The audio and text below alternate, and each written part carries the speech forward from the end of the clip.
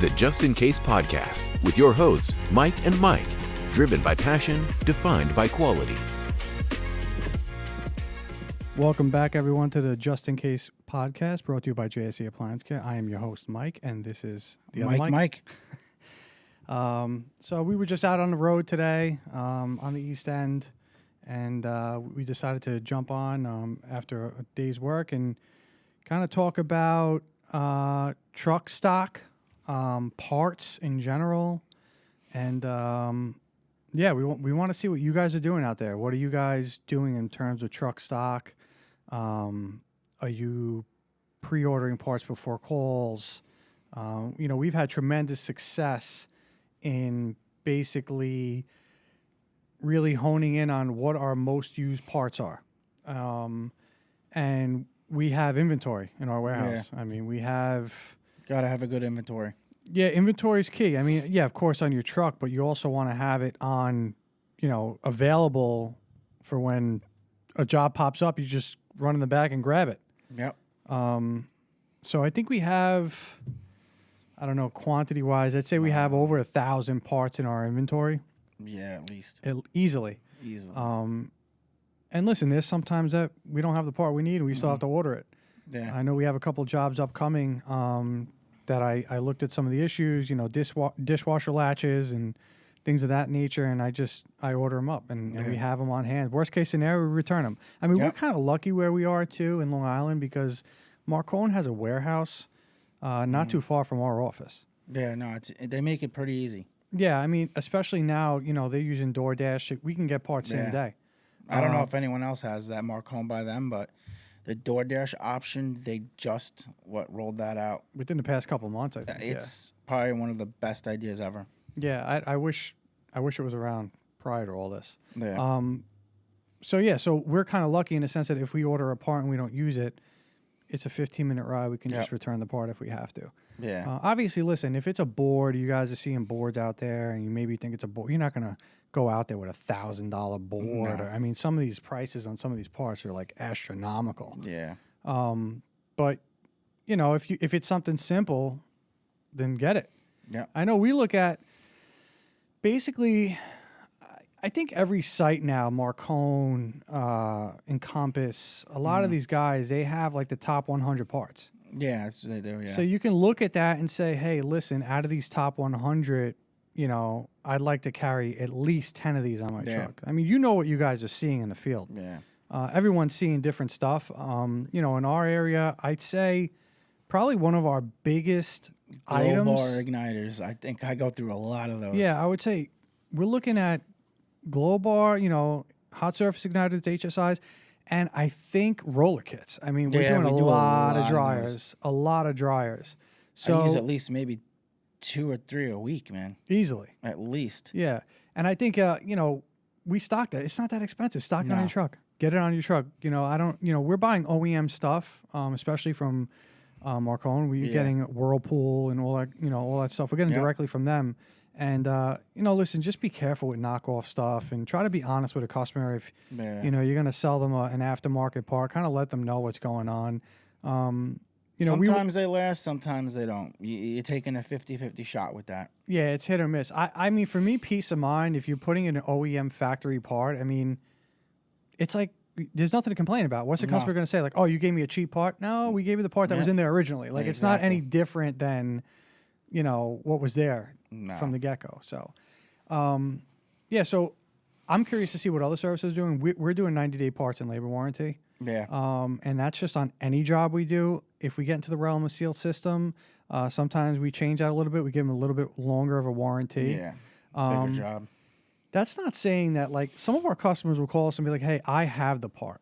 Or I can get the part. Will you put it in? Yeah. And I'm curious to know what everyone else does with that. I'll tell you what we do with that. Basically, we tell the customer, like, hey, listen, you can supply your own part. Yeah. That's fine.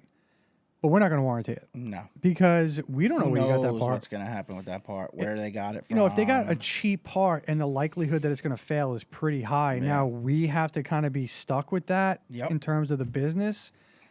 footing the bill for labor and all that, that goes into it, travel time, all that stuff. But if you buy the part from us, I mean, that's why we kind of created it that way, is because we're Yeah. enticing people to buy the part from us. Yep. Obviously, there's a markup on some of the parts. So, yeah, we make a couple bucks on the part. Yeah. We're not getting rich off of parts. No. But what we are doing is we're supplying them with a part that we're guaranteeing. Yep. 9 times out of 10, that part is under manufacturer warranty for 90 day too. So Yeah. it's not like we're really eating the part cost up. No. The They'll usually customer's send us paying the- for yeah. it. So I would recommend definitely stick with OEM parts. Get it from a reputable distributor where, No, you do get your parts sometimes OEM. You will have one that, I think I had one. It was an OEM from one of the kits, the idler pulley, and it was out of the bag. Actually, the customer called back. It was squeaking, and I had to put another one in. I mean, it happens here and there. There's nothing you can do about it. yeah, But that's rare. It's not something. I mean, I'd say about 90% of the stuff I install is never an issue with the OEM yeah, part. 100%. So And then, another thing that we do here, I don't know if other people are doing this or not, but we've learned from previous employers, so many damaged parts come in. yeah, We make it our business to check that part before we go out with it, because all you're doing is wasting time. When you get to that customer's home, let's say a dishwasher panel and it's dented, all right? Yeah. Like, you want to check that out in your shop and make sure, listen, 9 times out of 10, when you look at that part in your shop, it's going to be flawless. You can go out and do the job. That doesn't mean when you get there, you might notice a tiny little Yeah. nick in it, or the customer points out something that looks normal to you, but they're not happy with. No. That kind of stuff it's going to happen. It is what Yeah. it is. But yeah, I would recommend check your parts before you go out to these jobs, because it's more profitable for you. If you have to go out there 2 or 3 times on your Yeah, dime because of you're not. bad parts, it's not good. It doesn't look good, and you're definitely losing money on that job. And I have to say, like, I don't think we're seeing a lot of damaged parts. no, We're really not. Occasionally, you even- get yeah, one once in a blue once moon, in a blue moon, but- we're getting a damaged part. It's not like it's Yeah. happening every single no, part that we get in. So no. Most of our parts are pretty good. I can't complain, especially with the distributor we deal with. We deal with a bunch of them actually, and I don't think I have any complaints with any of them so far. No, and the nice thing is, especially with some of the people that we're dealing with in terms of distribution and parts and stuff, the not the warranty, but the return process is pretty simple. Yeah, it's pretty. It's so once you get to know straightforward. it, yeah, it's You don't have to go crazy trying Nope. to figure out how to get it done. Listen, some manufacturers, they're rough to deal with. I mean, I know we have manufacturers that we've ordered parts from directly, and we're still waiting on credits back. yeah. So it's some like of it's a them. very long, cumbersome process. Yep. If you can stay away from them, do that. But oftentimes you got to go Yeah. directly to the supplier. The Yeah, main- our supplier doesn't really. They're not going to sell every single part no, they have a lot, manufactured, though. but they do have a lot. And I feel like they're getting more stuff. Yeah, they are. Like, I know they every wanted month. to get bigger. Yeah. Yeah. So, that being said, talking, just in reference to parts, I feel like parts are such a big point of contention in the industry, and it's not talked about enough. No, it's not. I think what people really need to start realizing is if you're doing warranty work, it is not a good idea to buy those parts up front. No. You're going to want to do business with some of these big manufacturers. And some of the things that I ask them before we become a servicer is I say, listen, do you guys send us the parts for free? Yeah. If they say no, See you later. see you later. Yeah, they Because put you in the hole. they're going to put you in a hole. And the parts, especially with a couple of manufacturers, are so expensive. Yeah. I mean, and then you're waiting. By the time you do the job, now you're waiting for them to reimburse you. You're months down the road. Right. Exactly. It's not It's not a good thing. it's not good for business. No. We've seen it one too many times in the past, and it's not a good idea. If you're going to a job that requires a couple of boards, let's just say for a Mila, and it's like Yeah. $3,000, Yep. and you're doing warranty work, now you're paying to cover the fuel and the trip to go out there. You're covering the labor to go out there. You're Yep. covering the parts. You're covering just everything involving that job and Yeah, holding at the end the of the day, it's not bag even worth it. for man. like who even knows, maybe $4,000 by the time Yeah. you're done with the whole job. You're in $4,000 on this thing, and you have God to wait. forbid you got to go back. You have to wait net 30 or Yeah. 60 or 90 to get paid. Yeah, Like, you it's- know, I don't know about you guys, but my rent's due every month. It's not due every 90 days. So No. we have to pay. Like, we have overhead too as a business. Yep. So, you know, try to stay away from that, I think. I mean, it's worked for us. We are staying away from it. Yeah, just keep that in mind. You know, we're huge on truck stock. Yeah. We've talked about this in Especially previous me. podcasts. I love truck stock. Yeah, I mean, hate not having the part. Mike Carey's probably the most truck stock I've ever seen. Yeah, I mean, this guy has everything under I the try sun. to keep. And If I it's, go to a call and I rip it apart and I don't have that part, I'm so pissed. yeah, no, I know. I don't like not having parts. I hate not having parts. I hate not having tools. I hate like there's Yep. sometimes, you know, specialty this and that. Yeah, It's I like know. always it's a pain in the neck. But listen, you can only fit but so much on your truck. I mean, we have 2 relatively large trucks Yeah. for the industry, I think. So we can really pack those things out, which is great. And that's part of the reason why we made that investment. We made the Yep. investment in bigger vehicles so we can carry more. Yep. I mean, look, I noticed that because I had the small truck first, Yeah. which was the Transit. Yeah, the And regular that thing Transit Connect. filled up really quick. Yep. Then we ended up buying a Ford 250, right? A Transit 250. Yeah, Transit 250. And then we had a ProMaster City, and then we upgraded to a Sprinter. Yeah.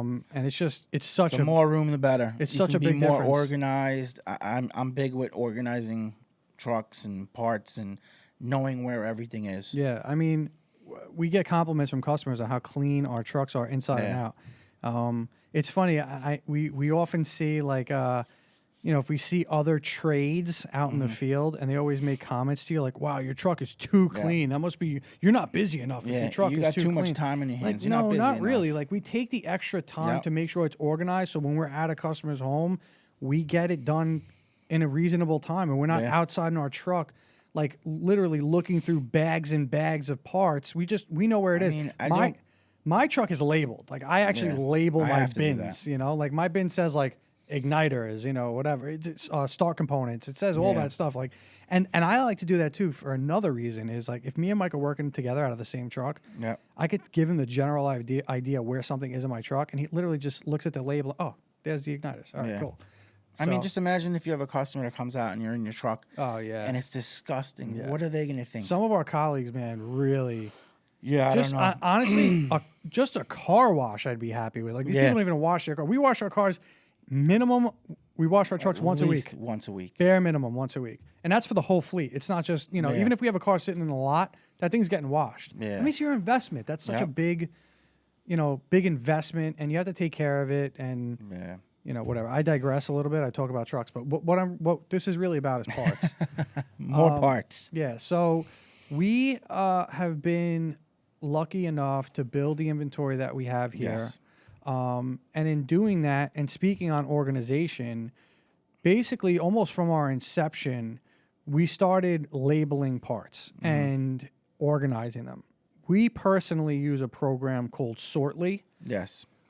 We have a CRM that we use called Walkabout, which is great, but I don't really like it too much for inventory Yeah, management. it's not the best for that. It seems a little cumbersome. So what we like to do is we use a secondary program called Sortly. It's very simple to use. I mean, Yeah. you do not have to Very be a easy. rocket scientist to No. figure it out. You can use your phone, an iPad. You can use just a scanner hooked up to a computer. It has an app. It has a web-based program. And basically what you do is you input the information on the part, and then you put the price that you paid for the part and quantity, and it creates a label with a QR code. From there, what we do is in our warehouse, we have shelf A, B, C, D, E, F, G, and shelf 1, 2, 3, 4, 5, 6, 7. So A1, we can put a part and then label it in A1. So now, Yep. if and we're you looking, can take a picture of the part. and take a picture of the part, multiple pictures. You don't have to take Yeah. just one. So now it's labeled, it's in a location. We have a picture of the physical part and a QR code. So all we need to do is go on the phone, on the app. We could do this in the field. We could do it in the office. I can have someone in my office look in my warehouse stock. I could just tell them, hey, listen, I need this part number. It's on shelf A7. Can you go take a look? Boom. Have the part. It's very All right. easy to use your phone to scan. I do it all the time. Yeah, it's super You easy. just, especially if you're taking a part out of stock, you scan it and just take it right out. So at least our inventory is 100% on point. Yeah. So Sortly's been great with us. I mean, Yeah, no, it's been good. it's so easy to use. We haven't even had Yeah. to call them like to try to figure No. stuff out. And honestly, I don't even think we're fully unleashing the Yeah, power probably of the not. app. Yeah. It probably does so much more than what we're using it Yeah, for. probably. I'd love to know what everyone else uses. Let us know what inventory systems you guys use. Yeah, I'm sure there's more stuff out there than Yeah. what we're discussing. What And was we it? do what? We do inventory every Yeah, 6 months. right, exactly. That's what I was gonna say. So we come in and we do, I don't know if you want to call it like a cycle count, I guess that's like the terminology. Once every 6 months, we come in, everyone in our office basically comes in. It's one day. And we just go shelf by shelf, rack by rack, and we scan an item and make sure that the quantity is up to date. Yeah. And it's just a little, like I always say, reinvest in yourself. So we're investing in our employees to come in and do that. And let's say on a Saturday morning, we get bagels and coffee, and everyone comes in, and we all grab a phone, load up the app. Takes 4 hours. Let's say we're 5 or 6 people doing it, and now we know that our inventory is completely on point. No questions asked. Yeah. Because listen, in the heat of the moment, especially in the busy season, you can grab something and just run out of the shop and Yeah, forget to I've done take it out of inventory. Yeah. It's going to happen. But the way you avoid it from becoming a bigger problem is you just do a cycle count every 6 months. Yeah. So, yeah, that's another thing that we've done. It's really, I think, helped our business and helped our organizational map, And if you will. what's good is it tells you how much parts you have in your inventory. It tells money you that- wise. So yeah, exactly. So it's going to tell you the physical amount of units. Yeah. It's going to tell you how much of each one you have, and then it will tell you like basically what total you've of your spent inventory. of your inventory, which is always kind of nauseating to see the amount of money that we've spent on parts over the past couple of years. But it's a necessary Yeah, evil. you need it. It's worth it. You have to do it. Parts are a big thing. You have to have your parts on your truck. You have to. I mean, you go to a customer's home, and I know me, for instance, if I have someone come to my house and I tell you what's going on, and you come to my house and I basically told you what we needed, gave you model and serial, and you come with nothing, it just doesn't look good. I mean, that being said, some people think they know what's going on. They have no clue. Yeah. Obviously, you know that. They give us a model serial, and that's not even. Yeah. It's like the part number for the press top or something. Exactly. Yeah. So we try to do our due diligence. I mean, I've always been like that, especially the night before a job. Yeah. Yeah, if I take a couple extra seconds. Now, listen, we do that because we're owner operated. Yeah, Obviously, some of you guys that have way more employees, you can't expect your employees to be going on doing due diligence on a Sunday night before they come in on a Monday. I get Yeah, it. it's different with us. Yeah, but it's a little different. But I'm just telling you guys, it's worked for us. So, Yeah. we're just giving kind of examples. Another thing that we do too is we have a pretty extensive inventory of supplies. Yeah. So, we keep not an abundance, but a couple of cylinders of acetylene, a couple of cylinders of nitrogen. Yep, Freon. We keep a couple cylinders of Freon. All the different Freons they have nowadays. So Yeah, it's there's not just so one. many. I mean, we could do a podcast just on Freons. Yeah. So, so we do that. We keep gloves, we keep blankets, we keep condenser coil cleaner. I mean, we keep an abundance of material. I mean, I think another thing too that taught me a little more is like when you think about COVID, there was such a short. You were short on everything. Yeah. Like you couldn't even operate your business if you wanted to. Even after COVID, like when it let up a little bit. Yeah. I don't know. I'm just giving an example. What if there was a shortage on Freon?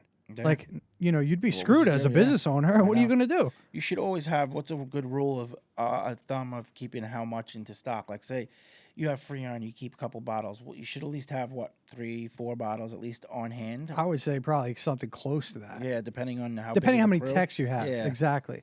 So, I mean, for us, I would bare minimum would be 2 extra that we have Yeah. all the time. Yep. So that's not including what's in your truck. That's like just No. extra stock. In case you run out, you can come to the shop and pick up what you need. Yeah. So, we keeping all that stuff. I keep extras of stuff on my truck too. I don't only carry one igniter. We carry 4 or 5 igniters. There's some jobs you go, it's like a bake and a broil on a 48-inch range. Yep. So now you're 3 or 4 igniters into it. Right then. Right there, done. So if you go to the next job and it's an igniter again, you don't have one. You know I what I mean? had So that you have to last make sure week. you have it. It was a Wolf R series range, and I did bake and broil in the big oven and the small oven. That's 4 igniters right there. I was done with. Right. Then the next call I had was another igniter, so I went through 5 igniters within an hour and a half. Yeah, exactly. Crazy. So that's the importance of having the truck stock and making sure you're keeping it stocked appropriately. Yeah. I know a lot of companies do like truck stock inventory. We don't really do that. It's just me and him. Maybe Yeah. futuristically with an employee, we're going to have to keep track of that Yeah, because we want to make definitely, sure that our 100%, stuff yeah. isn't just going by the wayside or they're putting it on eBay, you know? Yeah. Yeah, but we keep it, you know, we keep it. I don't want to say simple, but we keep the necessities on the truck, and we We know what we need. We know what we use. Every day Yeah. we use something. Next day or that night, Yeah. we'll put it right back on the truck. I'll tell you something else that is a little bit of a pet peeve of mine. I can't stand seeing like tradesmen charging their batteries in people's homes. Oh, yeah. I hate that. Like Yeah. Nowadays, there's no reason for it. we There's both inverters. have There's like everything. 2,000 watt inverters on each Yeah. one of our trucks. We could literally power up a refrigerator if we had to. Don't bring your stuff inside, please. Put and, it like, on the counter. It's just not a Yeah. good look. No. You know, and now they sell extended batteries. I mean, I have a battery that I don't even think I've changed in probably like 2 months. I mean, this thing is like a 5 amp battery. Yeah. Yeah, it's a little heavy, a little big, but it'll last a long time. I don't like that. You know, try to keep everything you need on your truck. Get Make sure you got a couple spare batteries. yeah, Make get sure an they're inverter, charged. get a spare batteries. I know in the winter, you come out to your truck and your battery's dead because it gets so It's cold so at night cold. sometimes. Yeah, 100%. You got to let it warm up a little bit. I carry a water tank on my truck. I literally carry like a pancake compressor on my truck. And believe it or not, you can laugh, but like we have legitimately used it on calls. Even if it's Even like the water tank. yeah, the water tank. I mean, it's simple. It's so simple. It's battery operated and it sprays water like a hose. It comes out like it's not expensive. You know, Yeah, you should no. have this type of stuff. You don't wash your hands. Like even if you just want to wash your hands. So, yeah, keep that in mind. And I'm curious to know what you guys are doing. I mean, some guys have such nice truck setups. I mean, we've definitely Yeah. spent money on our vehicles. we did. We've had them professionally outfitted. That's our office, bro. We spend Yeah. more time in there than we we always. do at I mean, home. I always tell people that's literally Yeah. our office. It's our office. You're on the man. road 8 hours a day. Yeah. I mean, you're barely in your bed 8 hours a day. So you might as well make it comfortable and worthwhile. And you know, and we wrap our trucks. Our trucks are all wrapped. Yeah. So you know, like I said before, branding is Yeah, everything. it's a big thing. And just do it. I mean, yeah, it's cost a couple extra bucks, but do it. I mean, Yeah. you want to get. We've had people It's all I didn't even about know this representing your business, until your we get to the company. home, and the guy's. I'm like, hey, how'd you hear about us? He's like, I saw you guys on Sunrise Highway. I was Like, behind your truck Absolutely, when you just saw your passed. number there. I We called you. get that a lot. Yeah, way lot. more often than I would have ever thought. Nah. That's that's what it takes when you put the money into the vehicles and make them look like that. We're gonna stand out until people see us. Exactly. That's why you got to take care of your vehicles. Yeah, it's a huge deal. That's your first impression on someone when they see you, and if it's like Yeah, if you can't take care of your vehicle, then how are you gonna be in their house? yeah, So yeah. We also do a little bit, not a lot, of like counter sales. I mean, we get calls to the office that are like, "Hey, I need an igniter." I use that. We Yeah. keep using that example, but it's such an easy one. Hey, I need an igniter. Okay. Do you have one? Yeah, we have one. I mean, listen, I basically give it to these people at cost. Like, we're Yeah. not making money, but what we are doing, I think, futuristically, is probably securing that customer. Like, Yep. that guy, Building a if he can't relationship. figure something out, Yep. he's probably going to call us to come there and figure it out. You know, so I think that's, it's a small piece. I mean, very small. Like once a week, we're selling something Yeah, out of our it's office. Nothing big. Nothing crazy. So yeah, I'm trying to Side think what note, else. when since we're talking about truck stock inventory, when I used to work for Sears, so whatever truck stock we would use, they would ship it to your house. So you would get a delivery from UPS. Right. I think it was once or twice a week. And when you would come home, you'd have to load all that stuff into your truck, scan it into the system, and then send returns back. So a lot of people do it differently. Yeah, I mean, listen, they're massive. So Yeah. they have such a big operation that, I mean, not only do they have to keep track of it for their sake, but it's just easier just to ship it out. I mean, previous employer of ours too also had literally a courier Yeah. that would drive around, but there was it's because it was only a Long Island, Queens, Brooklyn based company. Yeah. So they had a guy that would overnight just drop off parts To all our trucks. Had every keys to it. technician. He had a key to every truck, and so depending on the size of your operations, might be something to consider. Which it's nice. It was a nice luxury to have, but God forbid he calls out, and then you got to scramble. No, then around. what do you do? Yeah, That's you like a gotta run whole around. nother ball game. Or a bad snowstorm. Yeah. One of our trucks, by the way, is all-wheel drive. We made a little bit more of an investment in that vehicle, which I think is probably a good idea in the Northeast because we haven't had any See, monster storms as of yet. yet. But We'll see what this winter comes. to have an See what it all-wheel drive brings. truck, it doesn't take up that much more gas than you would imagine. It's really not. It's I fill almost up the same. Probably every other day, maybe. yeah, that's not horrible No. though. I When mean, we for go an to the all-wheel drive Hamptons right truck, and that now- thing's loaded to the brim. Yeah, like twice a week. Yeah. So in the summer, it's a little different. Yeah, definitely. We do a lot of unit swap outs for manufacturers also. Yeah. That's another thing that I would highly recommend Yep. double checking that unit before you go out to the customer's home.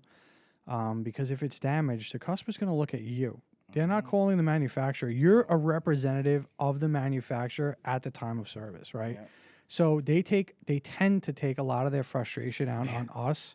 Yep. And there's only but so much we can do, right? So that's another thing. If you're doing warranty work, try to build a good rapport with your manufacturers, and just stay on top of them as much as they stay on top of Yeah. you.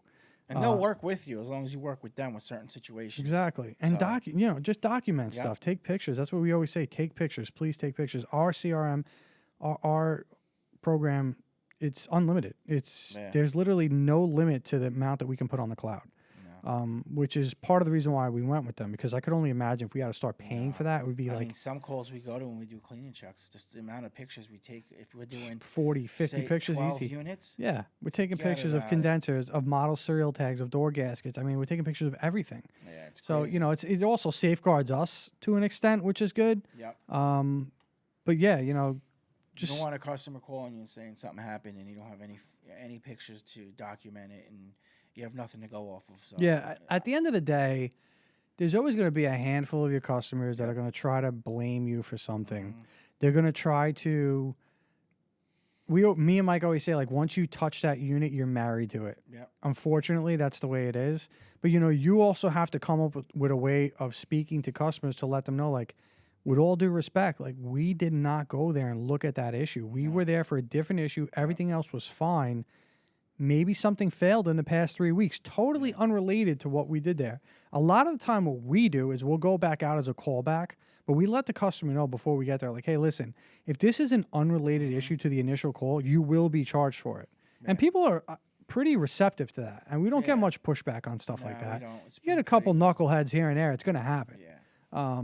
They spend a lot of money and you touch one thing, the whole thing's under warranty. So it doesn't matter if what happens. Yeah. Yeah, no, definitely. There was something else I wanted to mention just now, and I lost my train of thought. I'm trying to think. I wanted to say something. I was at a call the other day and I ran into that same issue where I think I replaced an igniter and something else happened with the unit. And the customer, because we replaced the igniter, thought that, because our oven wasn't heating, was the same issue. Right. But people don't realize how many parts and how many things can go wrong. And if you fix one thing, they always like to ask, how's this thing going to last me another 20 years? Right. Is everything else good? And it's like, you don't realize how many components Are controlling that one in thing. one unit. Yeah. Like, yeah, I replaced a fan or a board. And they're like, all right, so this thing's good for another 20 years. There's nothing else that's going to go wrong. It's like, well, actually, you have about 20 other parts that could Could fail, go wrong. but Yeah. you can never give a customer that, what do you think? You don't know what's going to happen. We try to We tell, I at least try to tell people too, like when we're doing estimates and stuff like that, I say, listen, weigh your options, Yep. but you have to be comfortable with the decision that you're making. Yeah, exactly. If you're going to put I in don't want it to be on us. right, It's gotta be if on we're you. going to put a board in that's $1,000 and the unit costs $1,500 to buy brand new, Yeah. you might want to reconsider Yep. just buying a new unit. We tell people straight, we're not. Yeah, of course we're in it to make money, right? But we're not in it to take advantage of people. No. So when we're always very clear on the possibilities of futuristic problems happening. If you have a 30-year-old unit and we put a new motor in it, that doesn't mean that the belt can't snap. You know, like there's still stuff that, and that's rewind the whole time of everything else going bad. right, exactly. So like that's why, you know, it's important to kind of touch base on that a little bit, because you know, if you don't do your due diligence as a business owner and a technician explaining that type of stuff to customers, you're just as guilty when they call you and say like, come back, it's broken again. Yep. You know, so I always have that habit, especially when I used to, you know, go to a call, like say Sub-Zero, for instance, and the CFM motor was bad. I would always let customers know after I replaced that to keep an eye on it, because there's a good chance that that compressor could go. yeah, So when they call back in a day, a week, and say, hey, you were just here, you replaced my CFM motor, for instance, it's still not cooling, or it stopped cooling. Now it's in my notes, and I Right. told the customer, so they can't really come at us and say, like, I did explain that, pay attention, because the compressor could go out because yeah, it's and burning up for at the a end of the week day, or you 2 don't know weeks. how long that motor wasn't even No, that's the running thing. properly for. I mean, that thing, those, I mean, I've I mean, temperature look at the tested. Electrolux. That was Electrolux or Frigidaire we were at a couple weeks ago. When I Yeah. did the start relay, Yeah, it was clicking. I did that. I thought the compressor was bad. I put the start relay on and fired up. I was like, all right, good. I told the customer, hey, look, we got good news. That was good. But then I noticed the CFM, the fan wasn't running. So then Mike ended up going back later that day. He put the CFM fan in. Everything seemed to be good. Customer called back 3 days later and said it stopped cooling again. yeah, So then I went back, didn't charge the customer, checked it out, see what was going on. It was seemed to be a little bit low in Freon, so we put Freon in it, and then it lasted about a week. And I guess what I originally thought about the compressor ended up really happening, and that could be because it was running for Who weeks knows how without no long. CFM motor, Yeah. and it was overheating. Burnt out the pressure's relay. weren't Good, yeah. Yeah. So I think we sent him a quote for a new compressor, but I think he ended up buying a new one. Yeah, I mean, in that scenario, I wouldn't Yeah. even recommend that. That's why we tell Yeah. people, we just say, hey, listen, it's not worth the money. What do you guys think do about that. hard starts on compressors? Let us know. Yeah. I did tell a customer about that, but you know, I really don't use them that much. I don't know if other companies do use them, but you know, reach out to us. Let us know what you think. If you guys use them, Just to what's your touch on that, I'm a experience? little afraid of them. And the Yeah. reason why is because nowadays they have inverter boards. They're variable speed compressors. Like, Yeah. you really want to jolt that thing with. I used to see so many of them on. And I used to take them off because my previous owner was like, when I used to work for the other company, he said, whenever you see those, take them off. But I know a lot of AC companies use them. Yeah, but well, I don't feel like that's know- totally different, yeah. though. I don't think that. Well, now they're using variable Yeah. speed compressors in inverter, inverters. I'm and always stuff. scared when I try to hook it up, like something's gonna happen. because Yeah. I've never actually really used them, Yeah. so I don't know. Listen, we want to know. Don't forget to like. Don't forget to share. Don't forget to follow. We want to know what you guys are doing too with Yeah, parts. let us know. We'll be more than happy to help out if you want to reach out to us. We can give you a little bit of guidance, just past the podcast. And I think that's it. We're going to wrap this up, I think. Yeah. We're looking forward to seeing you all on the next podcast. And have a good day. Thanks, everyone. Thank you for watching the Just In Case podcast. Don't forget to hit the like and subscribe button.